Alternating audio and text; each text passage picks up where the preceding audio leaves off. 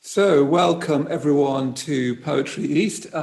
My name is Maitreyabandhu, and I'm zooming in from the main shrine room of the London Buddhist Centre. I'm the founder of Poetry East, and the aim of Poetry East is to create a showcase, the best possible showcase for excellence in writing, in art, in biography, in the arts. Yeah.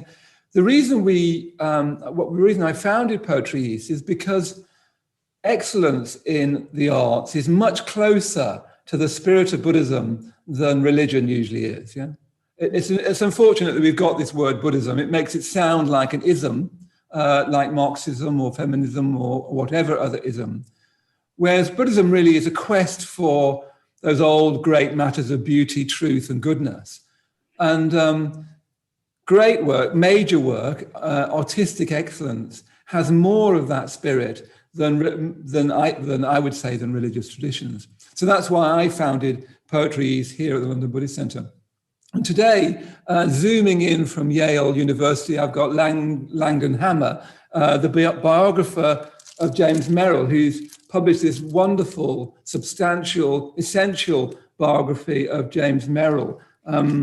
Really, really wonderful. And we've also got James Merrill's friend and executor and poet and critic, Stephen Yenser, who's going to be reading some of James Merrill's poetry. So what we're going to be doing over the next while is I'll be talking to Lanny about James Merrill, about his life and work. I'll also be talking to him about his life and what brought him to biography.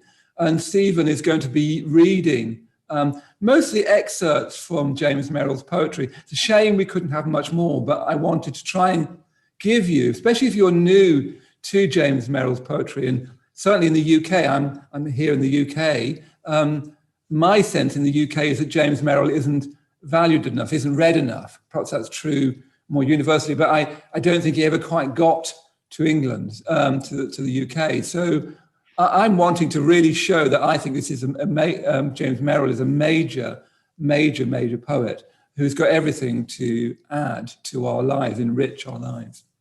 So what I thought we'd do before I turn to Langdon Hammer about this wonderful biography, and we'll be exploring that biography as we go through, what I thought is let's start with hearing James Merrill's voice. So I've suggested that Stephen, his old friend, an important friend of James Merrill, I've suggested he just read, it's a bit outrageous really, because you should never really do this, but I've suggested that he just reads a tiny stanza, one verse, from this wonderful late poem called 9 Lives, which is kind of outrageous poem in a way. And you first read it, it's just sort of like a comedy. And yet, as so often with Merrill, you can keep taking steps down into deeper and deeper meaning, but you can just read it as just for the sheer fun of it. But I wanted to select this first one stanza because I think it gives you something as a quick taster of Merrill's voice and this peculiar and particular sensibility. So I'm going to hand over to you now, Stephen, just to read that verse. Thank you. James' voice is really inimitable, and so I regret that you get only mine, but the verse is the verse. This is from the first stanza of section 10 of 9 Lives in Scattering of Salts, his last book. There is a moment comedies beget when escapade and hubbub die away, vows are renewed, masks dropped, la folle journée arriving star by star at a septet. It's then the connoisseur of your bouquet who sits dry-eyed through Oedipus or Lear will shed, oh happiness, a furtive tear. Thank you. That's very beautiful. Thank you very much, Stephen. So we'll be hearing more from Stephen and more from James Merrill.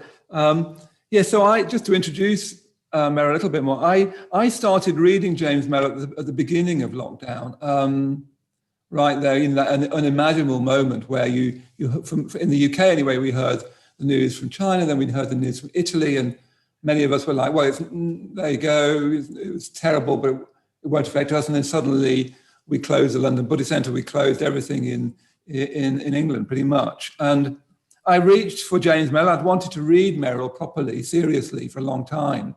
I think of him as a sort of strange combination of Wallace Stevens and Elizabeth Bishop, with a grandfather that would be W.H. Auden, somehow the child of those three, if you can imagine.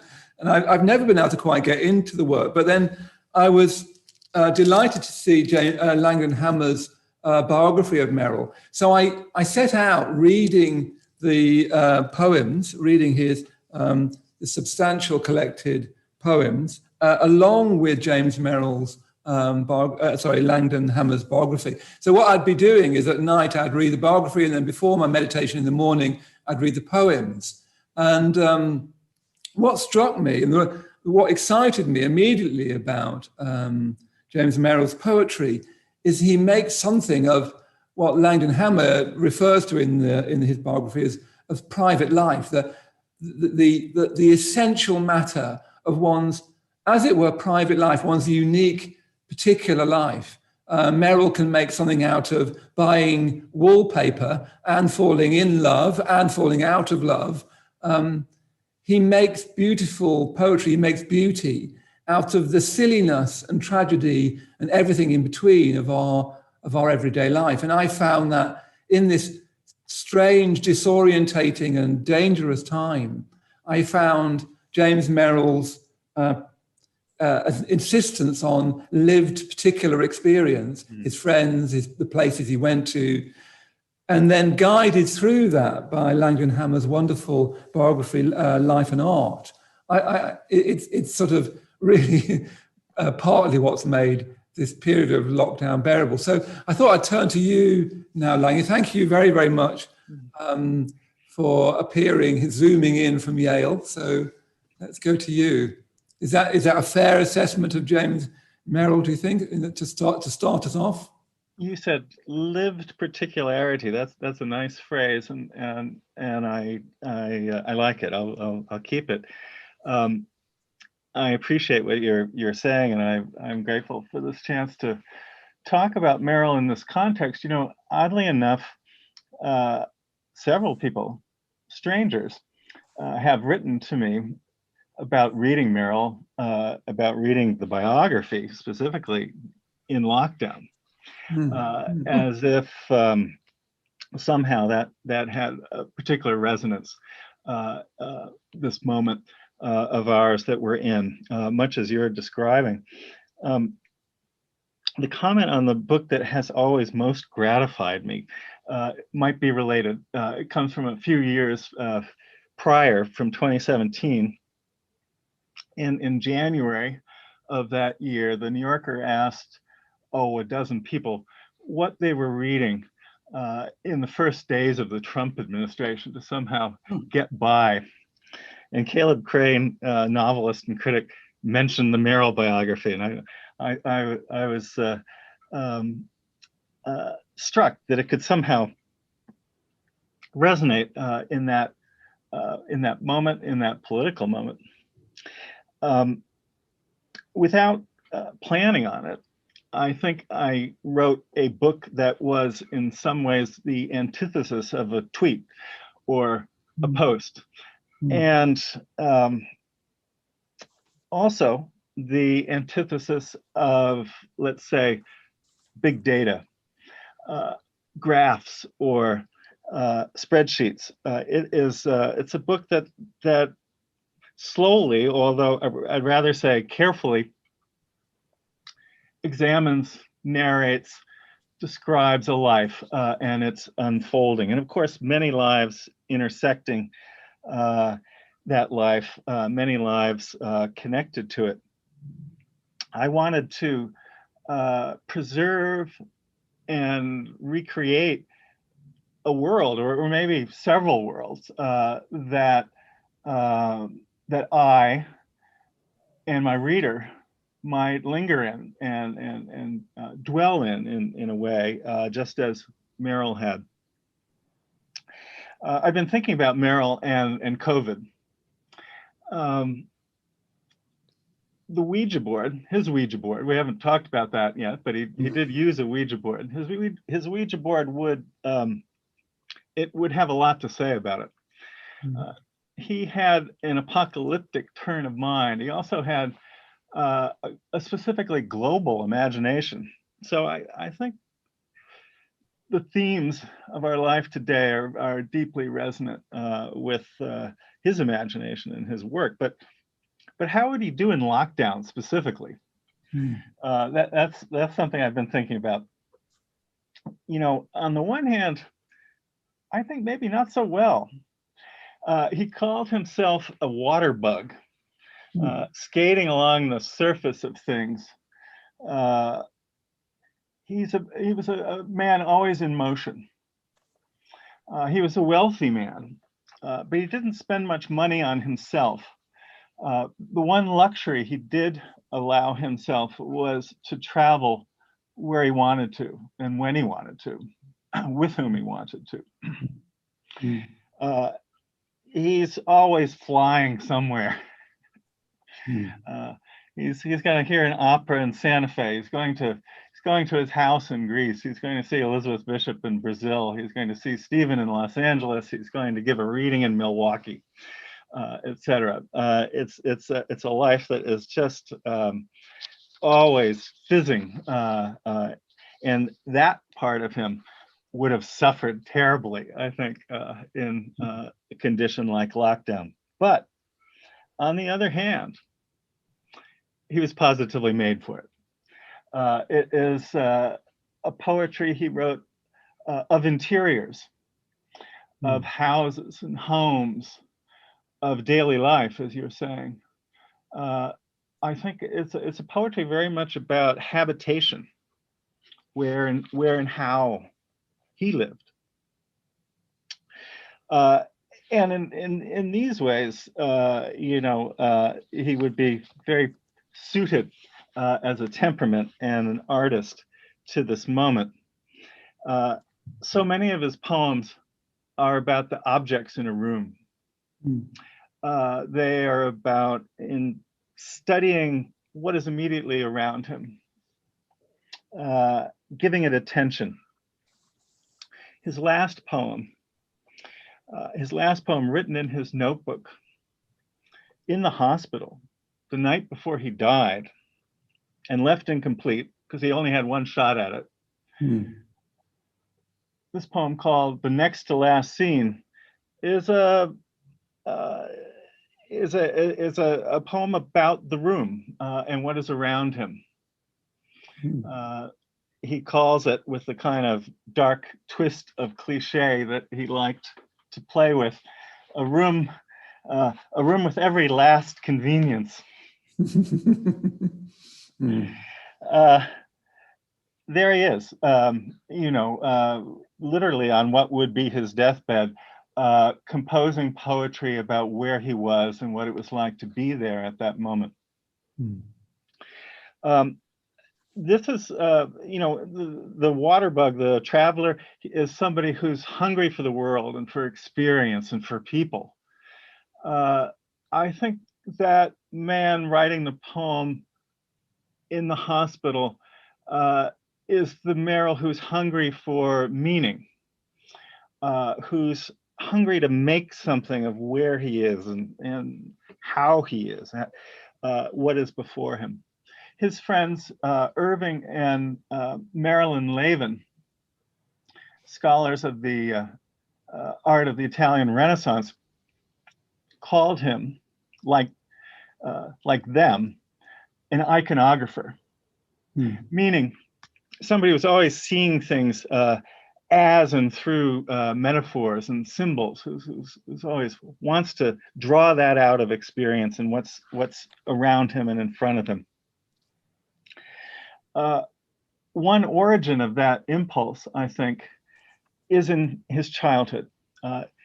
In his childhood, in a home, the home of a famous financier, Charles Merrill, co-founder of Merrill Lynch, a man with a kind of Midas touch, who was busy turning investments into dividends.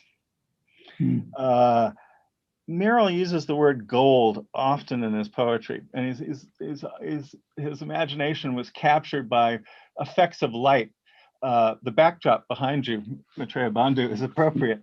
This kind of shining gold, invested with, for Meryl, aesthetic and sometimes spiritual energy.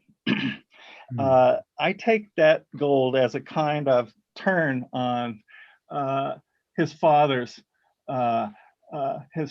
work.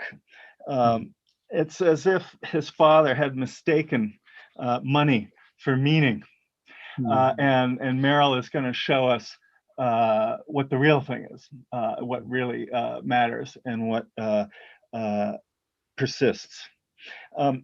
Stephen, maybe we could turn to hear from Meryl's poem, "The Broken Home." Yes, love to read it. Well, I'm going to read. I think we talked a little bit about the first stanza. Pardon me, the first sonnet. Yes. In "The Broken Home," which is, of course, his home. Lanny says that he has much to say about his father and about gold and so on, and he did. And he never quit writing about the home either. The home, the house appears throughout the work from the very first to the very end. His home was broken because his parents divorced when he was young. And this is a sonnet sequence which begins with this poem. Crossing the street, I saw the parents and the child at their window, gleaming like fruit with evening's mild gold leaf.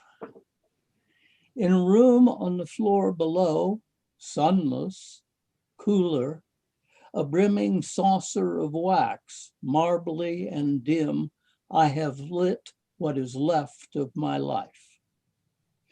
I have thrown out yesterday's milk and opened a book of maxims. The flame quickens, the word stirs.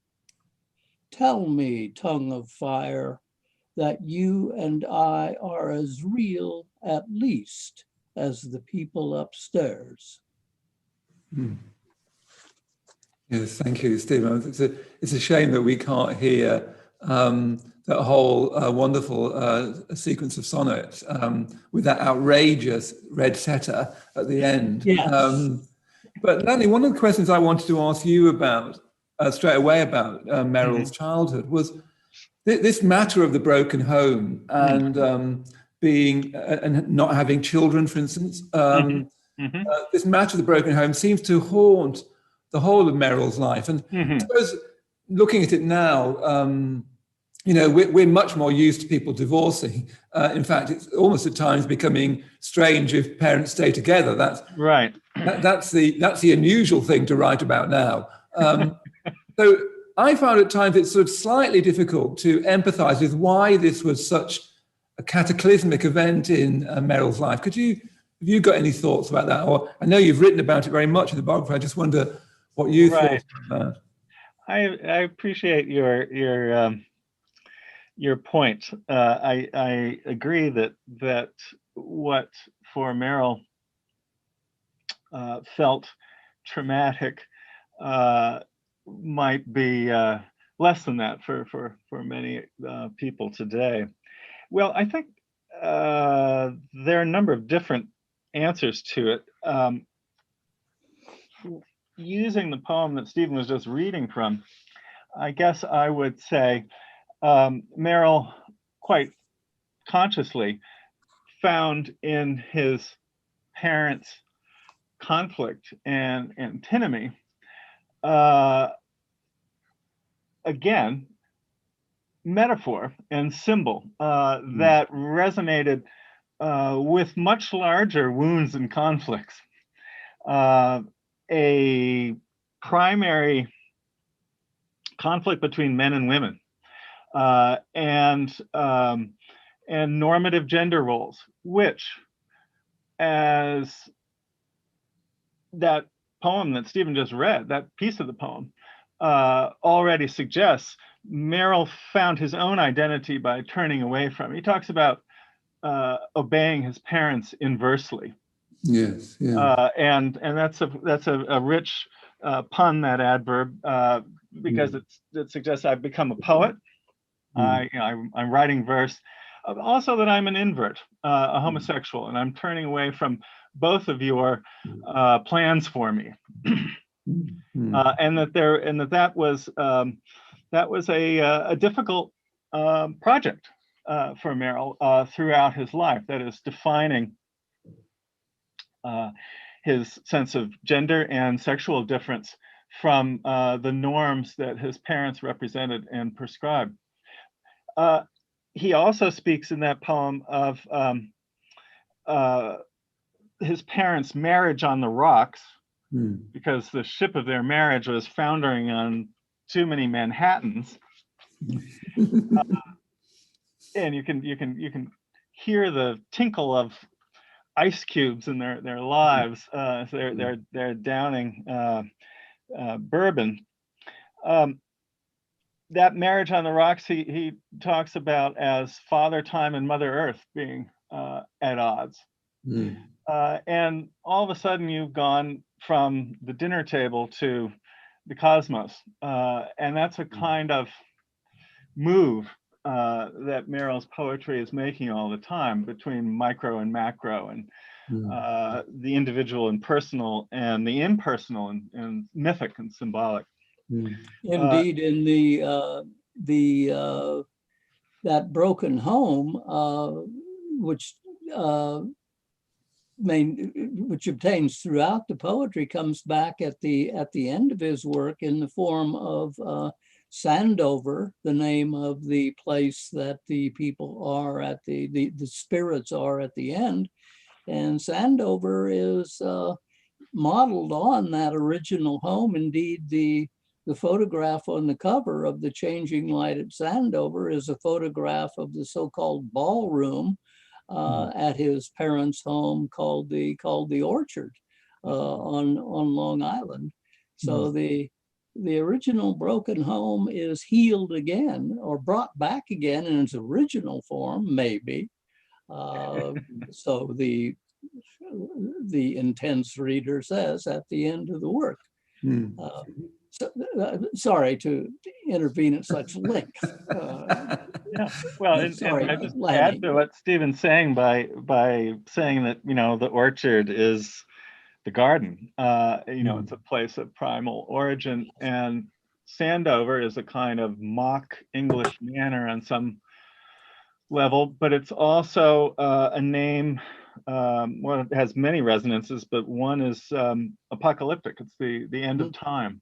When the sand is run through the hourglass, or when sand covers all.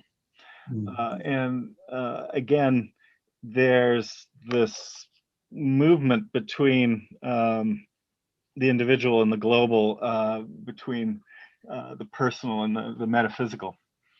Yeah, so I want to continue with that, because I want to go to another excerpt, which is just an excerpt from, again, rather outrageously having these excerpts. But what I'm hoping is anyone who's new to Meryl, or who hasn't read Meryl very deeply, that these are all like little tasters. I'm not sure that James Merrill would like that thought, that we're now giving you like little bonbons, little tasters, But these are poems that I hope any listener will follow up. But this wonderful, another sonnet sequence, and called Matinees. And I'm going to ask you, Stephen, if you'd read the sixth of those sonnet sequences, because I think that touches very much on what Lanny was saying there about how Merrill, in his work, it seems to me, is always trying to find meaning in things.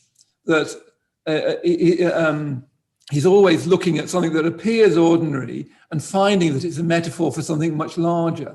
And I thought I'd get you to read, perhaps you also introduce this sonnet sequence as well, Stephen. We're talking about matinees here, I think. That's right. And the much of the imagery in matinees comes from his experience with the opera, which opera preoccupied him his whole life. And one of the things that he liked about certain operas, I think, was the way that it was able to mix the homely with the universal in ways that Lanny has been suggesting. In this particular poem, he refers both to Verdi's Rigoletto and to Strauss's Rosenkavalier. But it's it's about the ways in which he identified as a child, especially as a young person anyway, with the heroes and the heroines on stage, and the ways that he was able to feel their feelings. Which brings us to maybe the way in which art and life interact, which is, I know, something you wanted to get to later on. Let me just read the poem. He begins with a Polish tenor of his day, a wonderful singer and a beautiful man. When Jan Kipura sang his handsomeness of Mantua, those high airs light as lust, attuned one's bare throat to the dagger thrust. Living for them would have been death no less. Or Lehmann's Marschallin, heartbreak so shrewd, so ostrich plumed, one ached to disengage oneself from a last love at center stage to the beloved's dazzled gratitude. What havoc certain Saturday afternoons wrought upon a bright young person's morals, I now leave the public to condemn. The point thereafter was to arrange for one's own chills and fever, passions and betrayals, chiefly in order to make song of them. Thank you. And he touches on a theme that was also a theme of William Butler Yeats, to whom Meryl refers frequently in this sequence, that one reason that he was one thing that attracted him about the doings of life was the ease with which it could be turned into the artificial. Life could be turned into opera. And for Yeats, often it seemed that he loved people because of the characters that they could become in his verse. And Merrill says that he feels that way too, often. About people, that they are material for the art. Now that works the other way too, of course. And Meryl was, though he worried about being cold in public and in social and even personal relationships, he was not. He was a warm man, but people were also always material for the art, and that is the theme that he ends with in the last tercet there. Indeed, thank you. Yeah, indeed, thank you. Beautifully read as well. I mean, Lanny, the reason I wanted to select that particular sonnet was you've got three things that are so dominant in James Merrill's poetry. Lust is one of them. Then you get this incredible beauty. I mean, what I can come back to again and again is a simple matter of the incredible beauty of the writing. It sort of ripples and shimmers down the page, doesn't it? You never feel that syntax is distorted for rhyme, or if it is, he does it comically on purpose. This wonderful shimmering effect is often described as Mozartian, of course. But then again, this this making life into art that Stephen's talking about. I wondered whether you might say something more about those three themes, as it were. Lust, shimmer, and life and art. Well, I'm afraid that will take me a few thousand pages.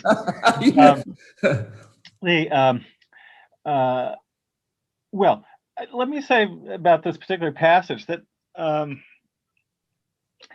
he's being very mischievous here in the poetry that Stephen just read. He's declaring himself as a kind of flower of evil and a counter-natural being. It's a kind of Wildian or aestheticist pose that he's striking, and it's that's an important source for Meryl. In some ways, Meryl is very interested in really, as Stephen was suggesting, crafting an art out of life. This particular passage has this sort of terrible irony or resonance in the long history of his biography of suggesting that he might arrange for his own chills and fever, his own passions and betrayals, chiefly in order to make song of them, as if when I speak of it as an irony, I mean that ultimately, and now we can go back to lust, Meryl becomes HIV infected.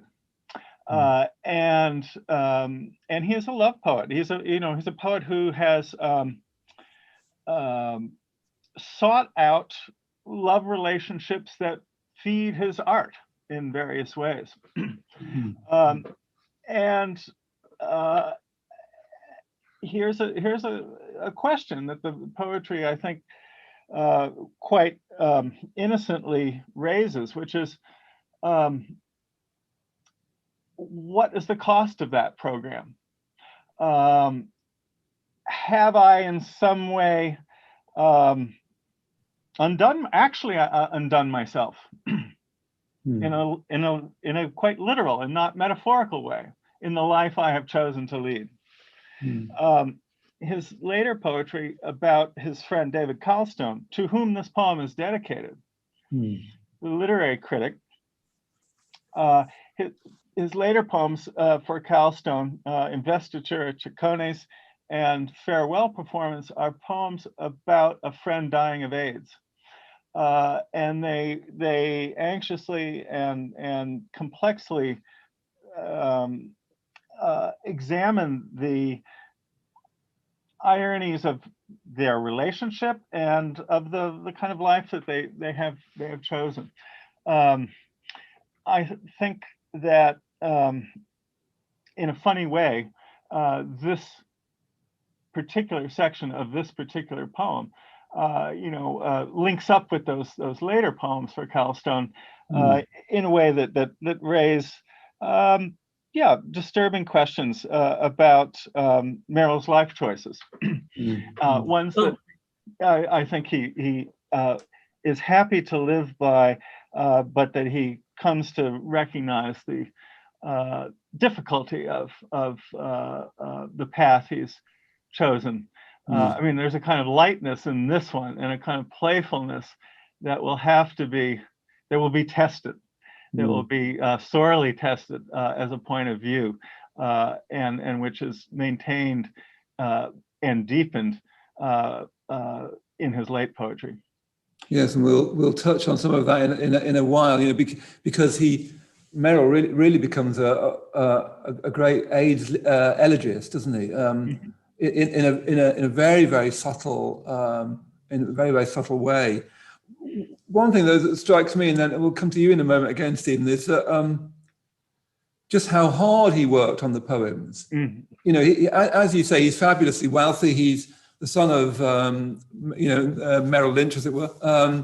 He's never had to work in his life. I think one of the reasons why perhaps he's not read enough is a sort of prejudice against that. People are very willing to admit, with certain sorts of prejudice, but it's much more difficult to admit prejudice about people who are just much more wealthy than you are and can fly to Greece when they fancy it, and don't ever have to work. But so I think that's one of the reasons. But one thing it made me think reading the biography was that a lot of very wealthy people don't make very much of their lives, in the sense of don't create value. As you said at the start, Danny, that money easily becomes in lieu of value. And that must have been a massive, almost koan in Merrill's life. Very unusual for someone who doesn't have to work, doesn't have to, money easily destroys everything, destroys the value of everything, because flying to Greece, going to an expensive restaurant, having beautiful suits made for you, none of that's special because you can afford anything. So, and yet all he did was work, he every day he worked. He was more devoted to the discipline than I think anybody I've ever known. It was the first thing he did in the morning. He thought about it as he could throughout the day, and all the life that he lived during the day, as we were saying earlier, came back to him as material for the work. When he told his father finally that he could not take over the business, his father wanted to know, of course, what he was going to do, and James told him that he thought he would be a poet, and his father said, "Well, you'd better be a damn good one then." And he was, of course, he had his father's drive. And just as his father was a master businessman, so James made himself a master poet. And so he never quit working at what he had chosen to do. And I think we need to be reminded of that because of the wealth that he had. And you're right, I've encountered that a lot over here, people who did not like Meryl because they assumed that he could do anything he wanted to do. Well, he wanted to do one thing, and he did it, and he did it all the time. And the people who complain about Meryl have no idea of the labor that he put in. My biography starts by quoting Meryl. "I merely live to work," he says. Yeah, exactly. I wanted to say one thing in response to that, which is that Meryl had a horror of waste. The idea of wasting a life, of wasting one's potential, one's talent, one's time on earth, one's life. And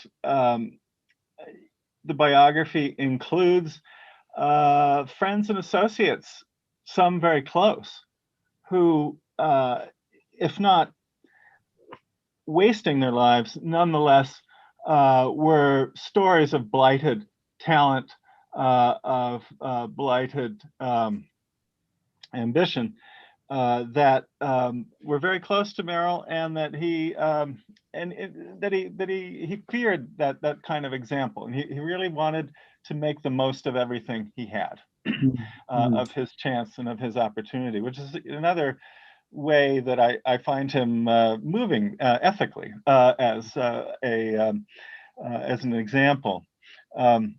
And this waste not, want not was one of his favorite sayings. He repeated in many different contexts. And comically, this takes the form of such everyday anecdotes as dropping a casserole and then cleaning it up and serving it to his dinner guests anyway, despite the broken crockery that now gave it texture. This is the kind of thing he did, or being angry with a house guest for throwing out the coffee that could have been reheated in the morning when he got up to write at 5 a.m. So let's just move to one more poem before we have a break. I'd hope to be able to have some more time, but I want to make sure we also come to the late work. But you've mentioned the Ouija board, Lanny, and so I thought we'd just hear the very beginning of the Book of Ephraim, which is itself that book, the beginning of this incredibly long, ambitious poem, The Changing Light at Sandover. So let's just hear the beginning of that. And I just want to ask one thing about that, and then we'll have a little break, I think, and then look at the later work. So, Stephen, can we just listen to the beginning of that wonderful poem? Yeah, sure. Admittedly, I err by undertaking this in its present form. The baldest prose reportage was called for that would reach the widest public in the shortest time. Time, it had transpired, was of the essence. Time, the very attar of the rose, was running out. We, though, were ancient foes, I and the deadline. Also, my subject matter gave me pause, so intimate, so novel. Best, after all, to do it as a novel? Looking about me, I found characters, human and otherwise, if the distinction meant anything in fiction. Saw my way to a plot, or as much of one as still allowed for surprise and pleasure in its working out. Knew my setting, and had from the start a theme whose steady light shone back, it seemed, from every least detail exposed to it. I came to see it as an old exalted one, the incarnation and withdrawal of a god. That last phrase is Northrop Frye's. Thank you. I mean, that's just a short extract from the very start, isn't it? That even that first section goes on longer. So that takes us into the Ouija board, and which is one of the main themes of your biography, Lanny. I wonder whether you just say a little bit about how Meryl got into that and what that came to mean for him. Well, it's interesting on so many levels. It's interesting partly because it's unexpected. There's really nothing in the worldly, skeptical, shrewd, witty personality of this poet that would lead you to expect a mystical, apocalyptic spiritualist. And yet, there it is. These two sides coexisted, and not merely coexisted, but I think cooperated for Meryl. Stephen mentioned Yeats. There's no question that Yeats's example was very important to Meryl, and that and he wished to emulate Yeats's access to the spirits and to some other world. Meryl would refer to the spirits contacted through the Ouija board as the other world, some kind of world beyond our world. Well, there's much to be said about it, but let me just make two distinctions in Merrill's experience of the board. On one hand, it began with his partner, David Jackson, and I can't believe we've been speaking for 45 minutes without talking about David, because Yes. David is such an essential piece of Merrill's life as a domestic partner and as ultimately a collaborator in the work that Meryl did with the Ouija board, and is in fact a character in the Ouija board poetry and elsewhere in Merrill's work. Meryl and Jackson begin using the Ouija board really as a kind of, I think, entertainment and a kind of almost well, something on a spectrum with other social games and other word games. Meryl loved word games. And then on the other hand, there is this kind of longing for some kind of literary access to divinity. And these two different ways of engaging with the board interact. Ultimately, in the 1970s, Meryl undertakes to write this trilogy, The Changing Light at Sandover, three long poems. And the second and third parts of which are derived quite closely from Ouija board transcripts, and that to a degree narrate the lessons he receives from the spirits, or that the two of them receive. And of course, the Ouija board is importantly a collaborative enterprise, in that it requires two to make contact with the spirit world, as Jackson and Merrill practiced it. That activity also persists after Merrill writes Sandover, and Merrill and Jackson, and sometimes Merrill and other friends would do the board, and it becomes it becomes something that Merrill and Jackson kind of holds them together, I think, as a couple when their relationship frays. And interestingly, in those later years, the Ouija board seems to revolve around AIDS in particular, as well as some of the stories that get worked into the poem that we began by talking about, 9 Lives, which is really a tour de force tragic comedy that is very important. But in the end, I think Merrill's own interest in the spirit world wanes at the very end of his life, and that I think, if anything, Jackson has the greater attachment to it in that final decade. Interesting. I mean, one of the many things I felt about, because at first reading, it's just so weird. I mean, the poem just goes from weird to mad to completely outrageous to bonkers, doesn't it? By the time you get a unicorn calling you sir, and Auden, dear boys. Hornless unicorn. Yeah, I mean, it's just lovely and mad, sort of. One of the things that I wondered about, is I thought I'd try this out on both of you, is I've been struck by something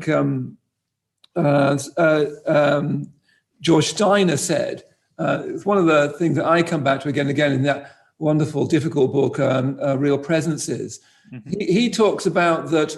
He said something like loss of either the loss of belief in God or a belief in God, without either having a belief in God or the felt sense of his absence. He felt that certain levels of creativity and thought were no longer available. That if you didn't feel the loss of the divine, or if you didn't have it, if you didn't have that belief in the divine, without those two, there were certain levels of creativity and thought that were no longer available. And I wondered with the Ouija board for Meryl, if it gave him access to something beyond being a mere materialist.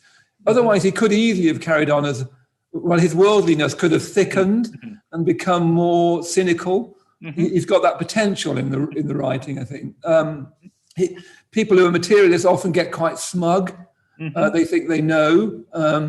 I wondered, whether the Ouija board opened up the possibility of divinity that released him from being a worldly, wildly, and sort of sophisticated. I don't know what you think, Lanny, or.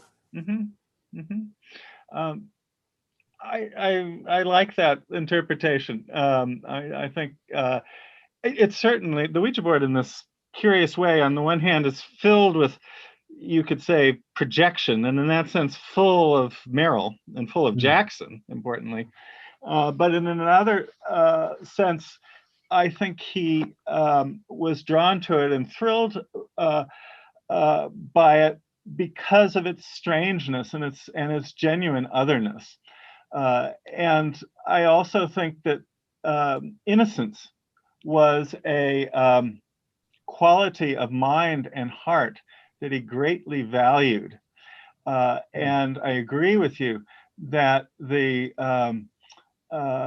pose of the cosmopolitan, sophisticate, the worldly intelligence could very well, shrink and become cynical and well, to lose contact with innocence and some kind of innocent and primary experience of the world. And he wanted that very much, and I think, yes, sometimes the board gave him that. And the one place that James found something like divinity was inside himself. He says that when he's talking to his therapist and has to agree with his therapist, that maybe what he and David are doing is a kind of folie à deux, kind of madness, and they have created this world themselves, and there is no other world at all. He says yes, but he says what the spirits have told me and what we've seen and what I've written about is so mysterious. He says that if these voices are not up there someplace, then they are in here. So if the mystery is not out there, then it's in us. And he's thinking about the old idea that that God is a circle whose center is everywhere, and whose circumference is nowhere. And maybe if this otherness is not out there, it's deep in here. That's very interesting, both of you. And of course, one of the things that we learned from your biography, Lanny, is that he was practicing TM meditation, certainly later on in his life, regularly. So look, let's have a few minutes break. So those of you who are tuning in now, you can go and get yourself refresh your tea or whatever it is, your beverage of choice. In England, of course, it's tea. You can put the kettle on. I don't think they have those in the US. And we'll just have a break for about 3 or 4 minutes, and then I'll welcome us back. And in the second half of the interview, I want to explore the latter stage of Meryl's life that Lanny writes so wonderfully about. So let's have a few minutes to break, and I'll say about 4 minutes, and I'll bring us back here.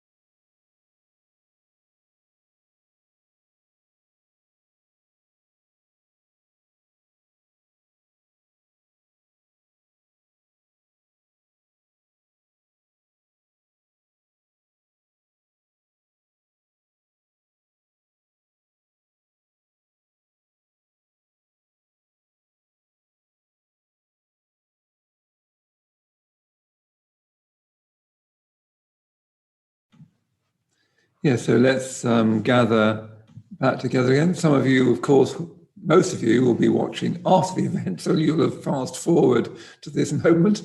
But some of you will be going off to do what you need to do. So let's just gather again. And what I wanted to do in this second half, this shorter half of the interview, I want to explore.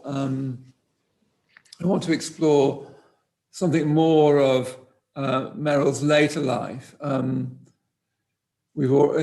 has already told us that he was living with HIV for the last 9 years or so of his life. Just before we go on to that, one of the things I did want to mention was that I think James Merrill particularly needs a biographer. And if you know, there's lots of biographies, for instance, of Larkin. I read a new one recently, but the poems don't particularly need a biographer, I don't think. Poems wonderfully and miraculously stand alone. I think Merrill's poems stand alone, but they really benefit from a biographer, because James Merrill's poetry is a poetry of place, but it's particularly a poetry of people. It's a poetry animated by friends, by lovers, by the places he went with friends and lovers. In a certain sense, it's both private and public at the same time.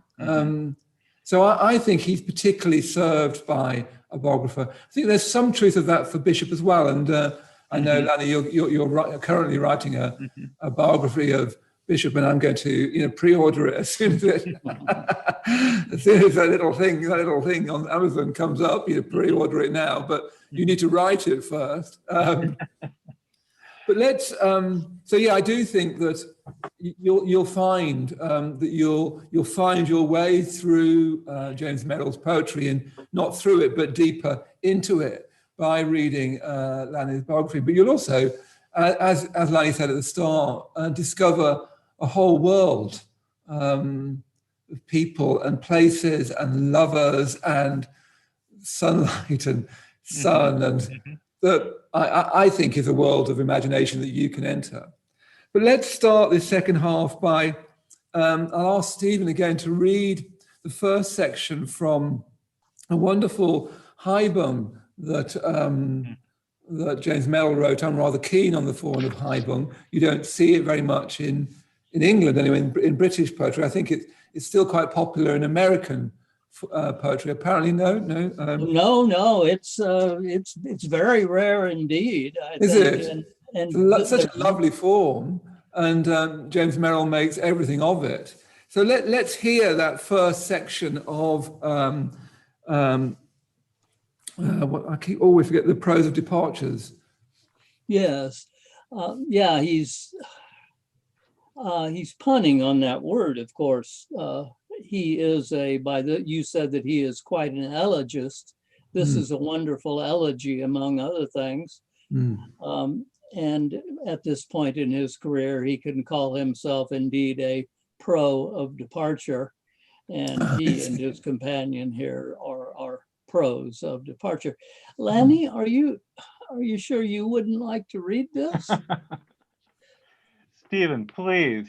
I this is a special treat where I get to hear you. Yeah, well, I don't know about that. All right, I'll go ahead, but I feel rather greedy here. Yeah. But there's nothing I'd rather do. Good. All right. Well, the first section of prose of departure is called "Imagining It," and it's a rich it. It's departure, but then it's departure. Paul phones to say goodbye.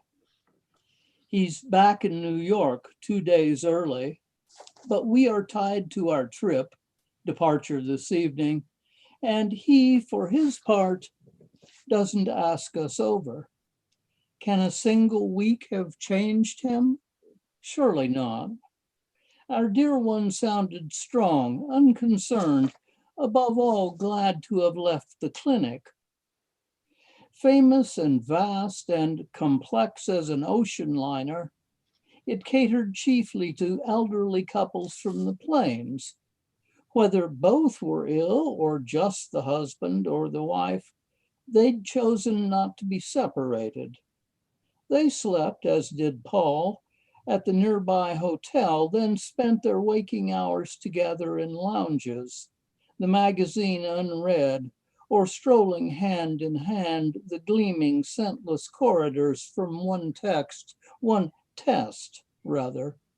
the next.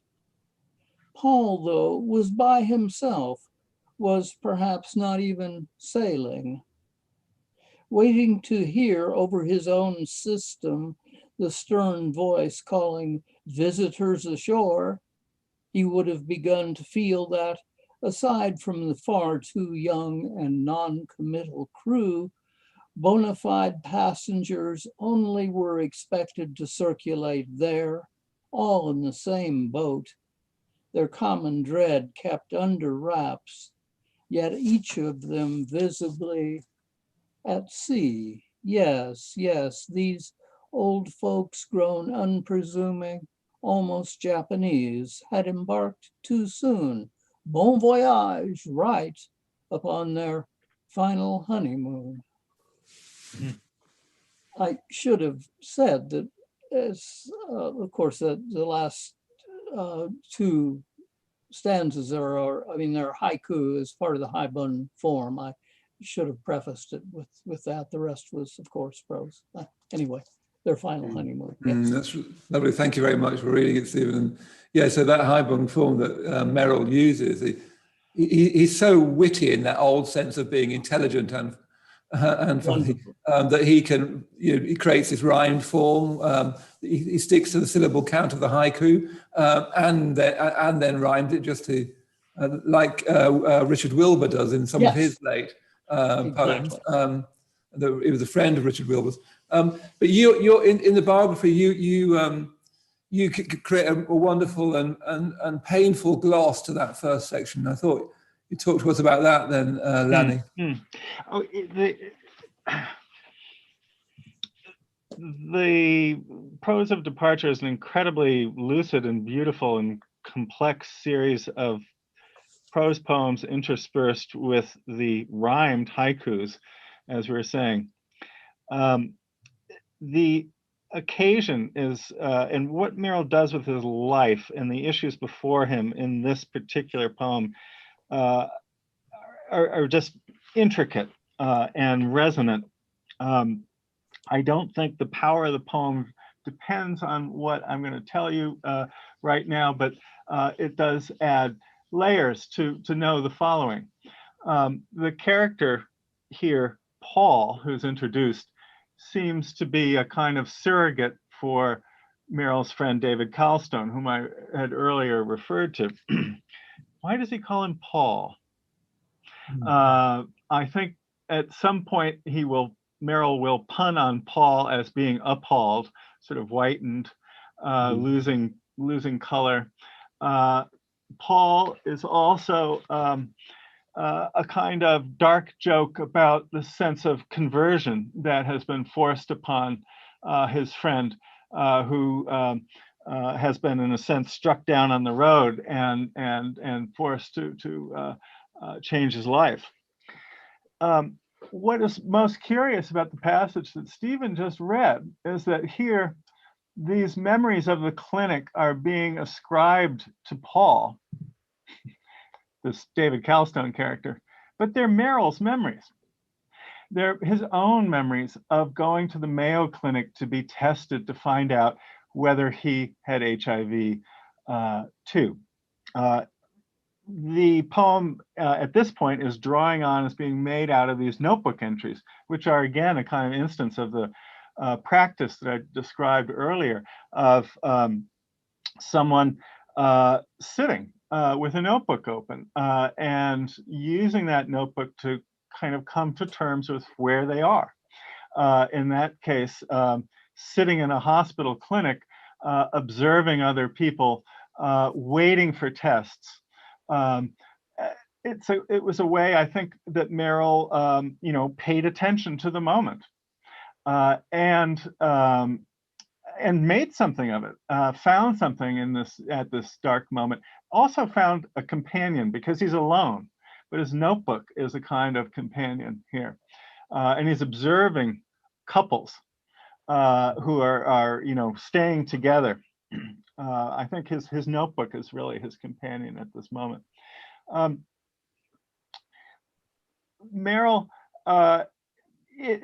Meryl is describing this trip to the Mayo Clinic, during which he did learn that he had ARC, AIDS-related complex, which was a way of saying that he had an HIV infection that had progressed to a certain stage.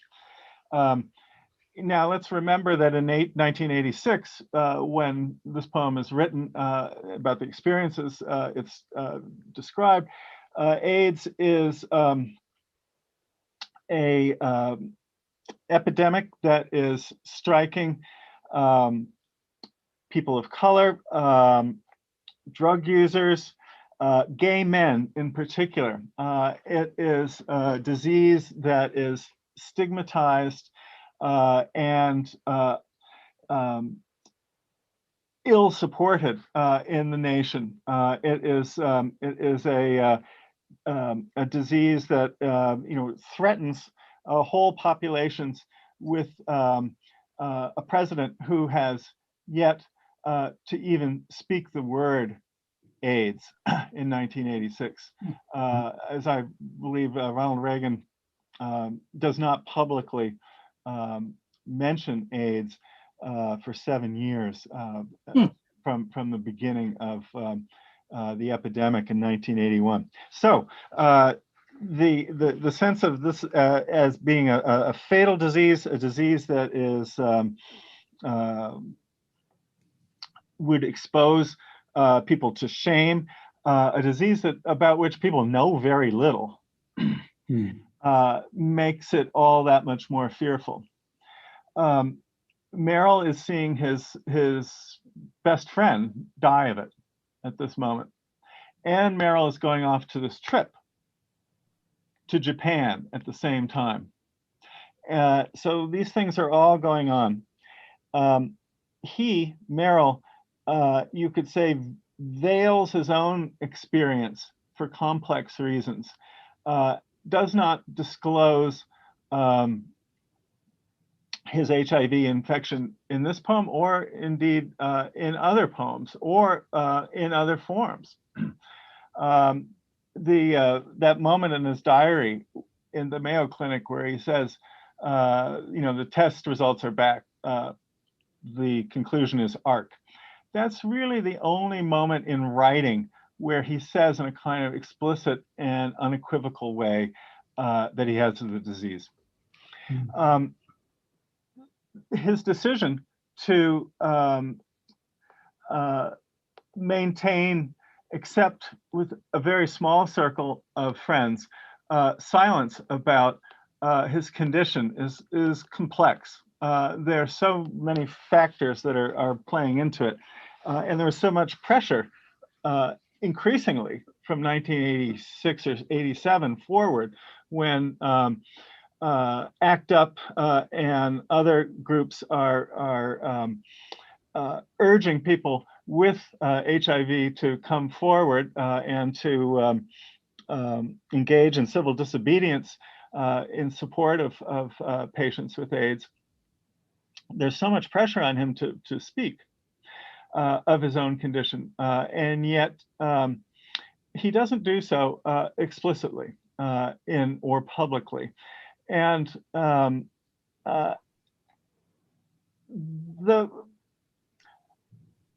this decision gives him a certain kind of freedom to write about the disease in other ways, and write about its implications for him and his own experience of it in ways that are very moving and subtle. And this poem's intricacies are all in the service of that. That enabling of his own kind of encounter with his condition to unfold in writing with a kind of privacy that allows him to actually, I think, explore it and maintain a certain kind of independence in command. I mean, it seems that from the biography, he told his lover, didn't he, Peter Hooton, and told David Jackson, and told his lawyer, I think, but I don't think told anybody else. I think he told you very late, didn't he, Stephen? Yes. Yes, he did. Actually, I heard about it from a friend of a friend who was reporting a rumor. And I called James immediately, and then I knew. Sandy McClatchy,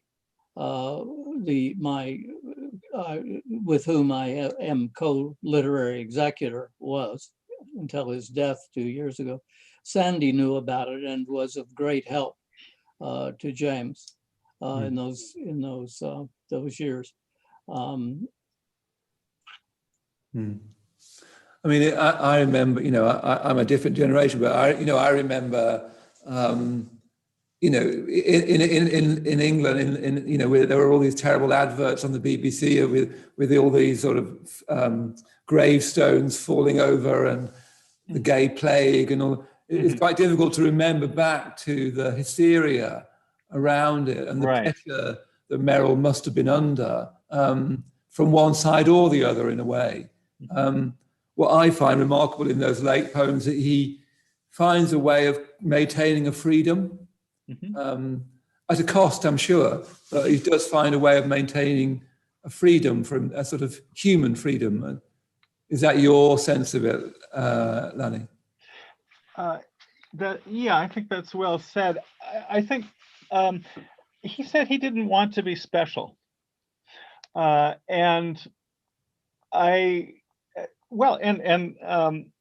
that's a complex thing for him, because in so many ways he dedicated his life to being special. But his late poetry is very much about, I think, transcending that and giving that up, and recognizing his commonality. And in an interesting way, this very kind of decision not to identify publicly as a man with AIDS enables him to express a certain kind of common humanity and solidarity in those late poems that is very moving. I think that poetry is also rich and resonant because by not pinning down or not pinning the threat of mortality so exclusively or specifically to HIV, Meryl writes about mortality in very general ways, and the general threats to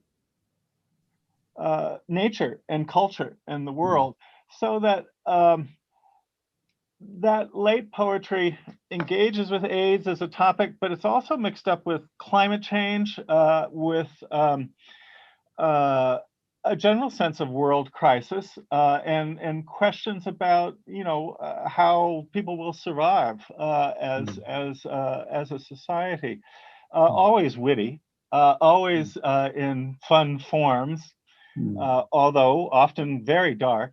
The last book is just, I think, which is dedicated to Stephen, incidentally, is an extraordinary book of poetry in its kind of tonal range, from dark to light, and with the ways in which it engages the most harrowing threats to our world. And remains funny. Yes. As well. I wonder whether we need to start moving towards an end. But I wanted to, in a minute, we'll finish with hearing a very late poem of Merrill's Christmas Tree, which I think is a undisputable masterpiece myself.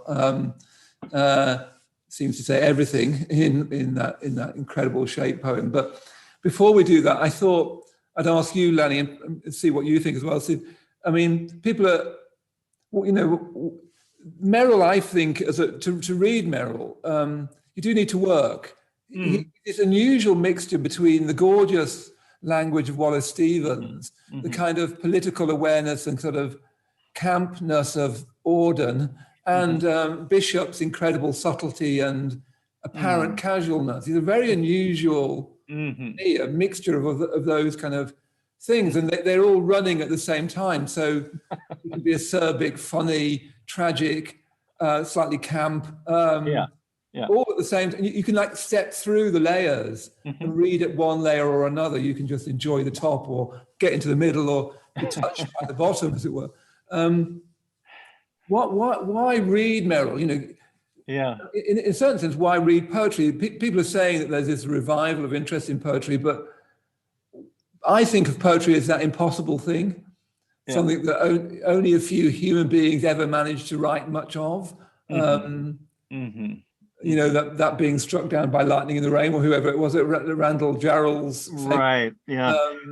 That's what I think of poetry. The word is bandied around too much. I remember somebody calling Louis MacNeice a poet, and his first wife said, "You're not allowed to say that for 100 years' time. It takes 100 years before anyone's allowed to call you a poet." So I think it's quite a good thing. So I wondered if you could say why read Meryl and why read poetry. You've obviously read Meryl very deeply and read poetry very deeply, Hart Crane and so on.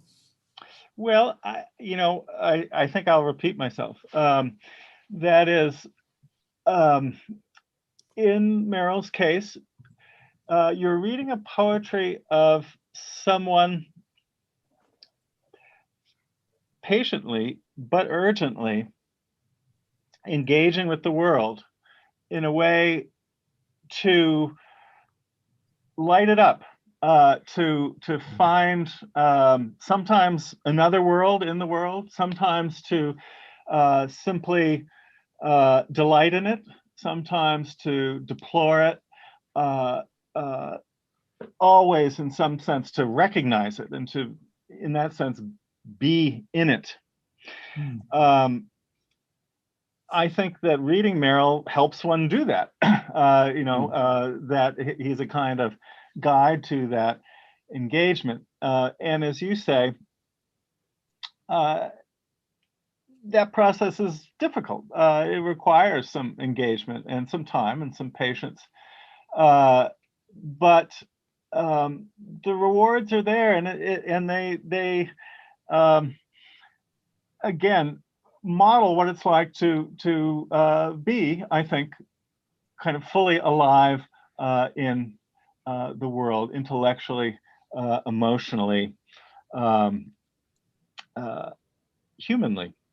It's for all of its otherworldliness, it's a deeply human body of work. Meryl is a comic poet. He had a sense of, sometimes that's funny, but is a comic poet in the sense of someone who is deeply, exquisitely attuned to the ironies of our human comedy, and who illuminates them. The poem that you just mentioned, and I look forward to Stephen reading it, Christmas Tree, is one of the last poems Meryl wrote. It ends by talking about being poised, being receptive, recalling, and praising. Poetry can do all sorts of things. It can do 1,000 things, and that's good. In Meryl's case, I think it is about being poised, in the sense of attentive, composed, about being receptive, in the sense of taking the world in, being able to be enlarged by it. Also, to recall, to bring back, to hold on to preserve, to call back. I guess that's what recall means. To remember, which is not always an elegiac motive, but can be too. And then finally, there's that injunction to praise. I think Merrill's poetry is ultimately a poetry of praise, which is one of the oldest and I think most primary functions of poetry as a form. So I think those are all good reasons to read poetry, and Merrill's in particular. They're excellent readings. They're excellent reasons. So let's finish by hearing you, Stephen, read this wonderful late poem by James Merrill. Yes, it was actually, it's not in any of his books. It's in the complete poems, of course, but he died before he could get it into, it wasn't in his book. And interestingly, Sandy McClatchy and I, as co-executors, had it published in Poetry magazine. We came upon it in his papers and we made a mistake. You'll see that it's a shaped poem. Sandy and I thought that it was meant to be the full Christmas tree. And so we had it published, taking the shape of a Christmas tree, the pyramid. Then later we found out that in fact, James had meant the Christmas tree to be seen from the next room, as though he were in a waiting room of some sort, to take a phrase from Bishop. And the tree is cut off by a door jamb. So that's why the shape, that's why the poem has this shape on the page. Christmas tree. To be brought down at last from the cold, sighing mountain where I and the others had been fed, looked after, kept still, meant I knew, of course I knew, that it would be only a matter of weeks, that there was nothing more to do. Warmly they took me in, made much of me. The point from the start was to keep my spirits up. I could assent to that. For honestly, it did help to be wound in jewels, to send their colors flashing forth from vents in the deep, fragrant sables that cloaked me head to foot. Over me, then, they wove a spell of shining purple and silver chains, eaves dripping tinsel, amulets, milagros, software of silver, a heart, a little girl, a Model T, 2 staring eyes. The angels, trumpets, Bud and Bee, the children's names in clown-like capitals. Somewhere a music box whose tiny song, played and replayed, I ended before long by loving. And in shadow behind me, a primitive IV to keep the show going. Yes, what lay ahead was clear. The stripping, the cold street, my chemicals plowed back into the earth for lives to come. No doubt a blessing, a harvest, but one that doesn't bear, now or ever, dwelling upon.